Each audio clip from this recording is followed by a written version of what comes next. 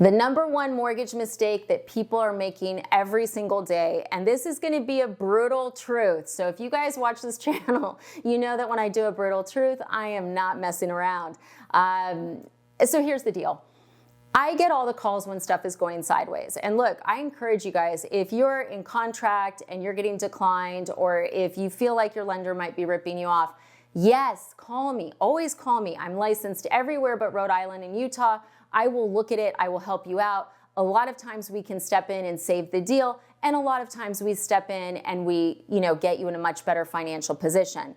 Sometimes we can't, okay? And that's because of two things. Number one, you were never properly qualified. Never, never. The lender never did their job up front and you end up paying the price. And number two, the lender had no idea what they were doing to begin with, so even if they had tried to qualify you, they would not have known how.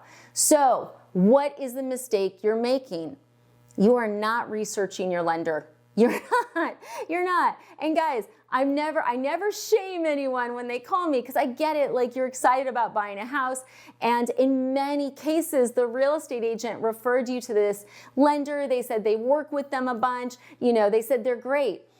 As the person who looks these people up, I'm telling you, there are a lot of real estate agents that are lying. They're lying about ever having worked with the lender. They're lying about the lender being an expert in whatever they tell you they're an expert in. They are lying, straight up lying to you. And you're like, well, why?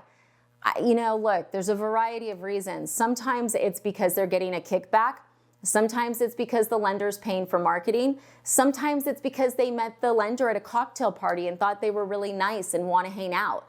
And then sometimes it's because the lender lied to them and they didn't check the credentials. But where this hurts you is that if you're working with an inexperienced lender, or if you're working with a lazy lender that's not willing to fully underwrite your pre-approval, you are putting yourself in a stressful, harmful situation.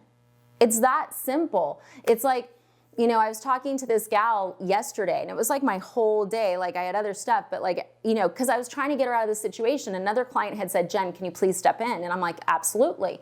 And basically, the real estate agent who's brand spanking new had referred the client to a lender who's brand spanking new, and neither of them have a clue what they're doing, right? The real estate agent's saying that the rate's going to be between 1 and 3%.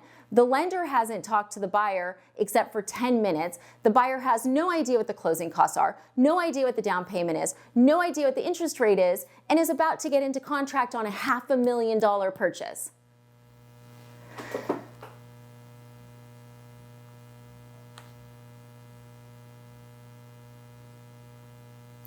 We all need to respect ourselves and our money more than this. You do not get into a 300, I don't even care. You don't get into a 50,000, 100,000, 200, 300, 400, 2 million, 6 million, whatever the purchase price is. You do not get into contract without knowing what are my expected closing costs. Now, what's interesting is some lenders won't give that out. They go, oh, you got to be in contract first. Bullshit. That's bullshit. Okay, excuse my language, but it's a brutal truth.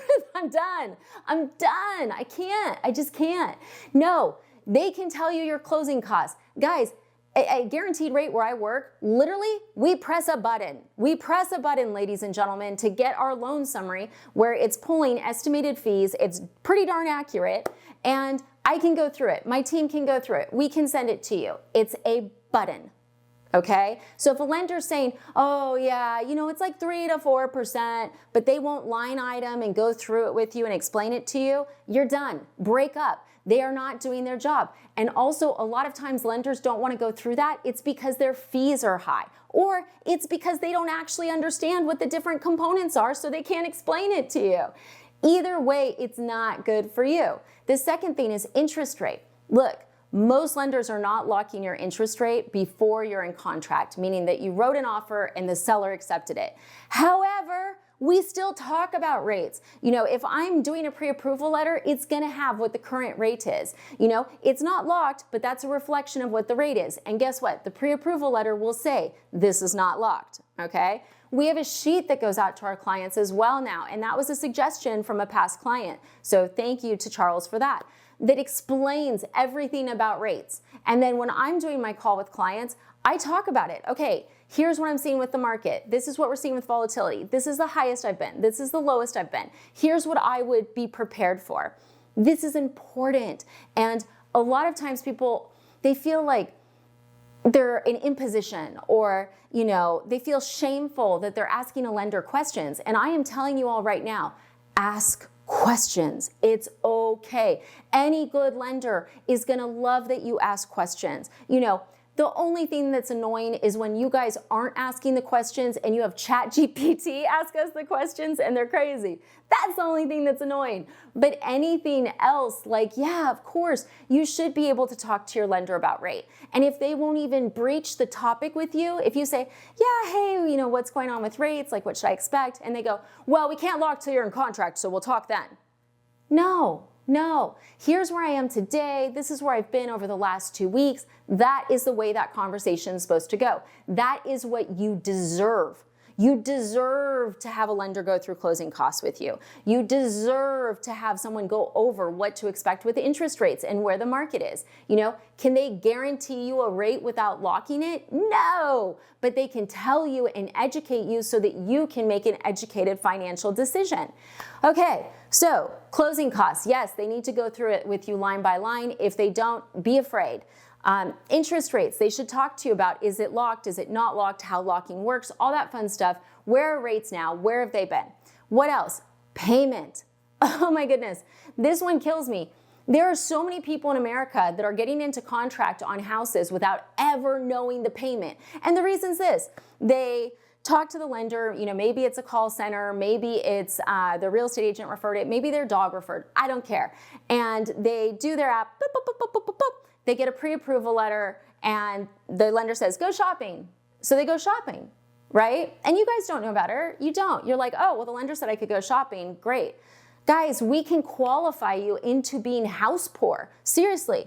And one of the reasons that contracts cancel is because people didn't know what their payment is. So before you write an offer on a house, you should have a good idea of what that payment is. And that is why you guys need to insist that the lender's going through closing costs. They're going through what to expect with a payment, and they're going through interest rates.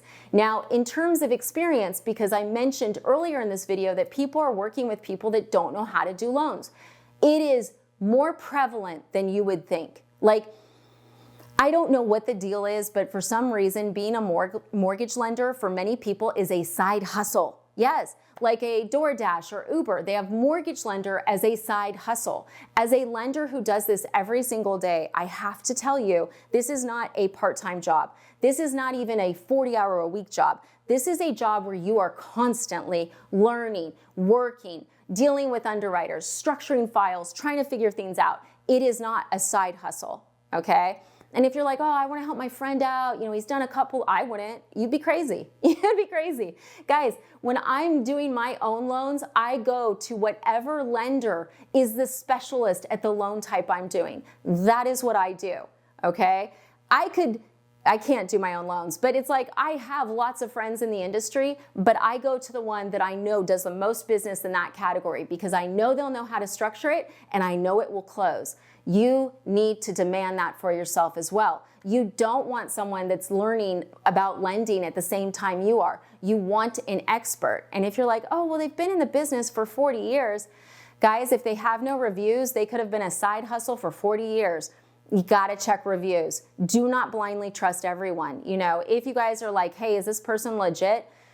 Text me. I mean, at this point, I'm so frustrated with people ending up in these terrible positions where they're losing earnest money because there's some BS lender saying that they're an expert in something they're not. Happy to look them up. We'll look them up. But look, your first red flag is read the reviews. Second, go to NMLS and look up their license. And third, go to LinkedIn. LinkedIn is like the teller of all secrets.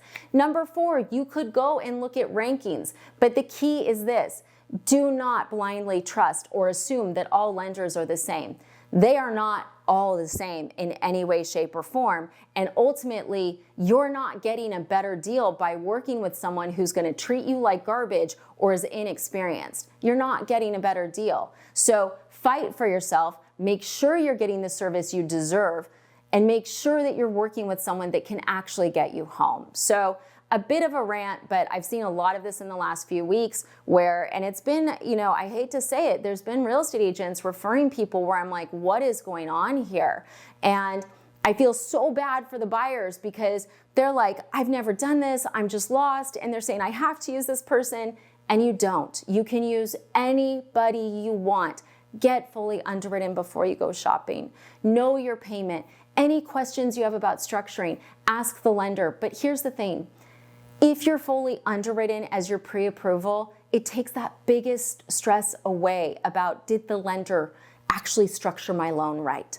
Everything else, it's a bare minimum. Payment, closing costs, what to expect with rates. Thank you for watching. Stay tuned for more exciting episodes, but we had to talk about the elephant crushing buyers' souls right now. Thanks for watching.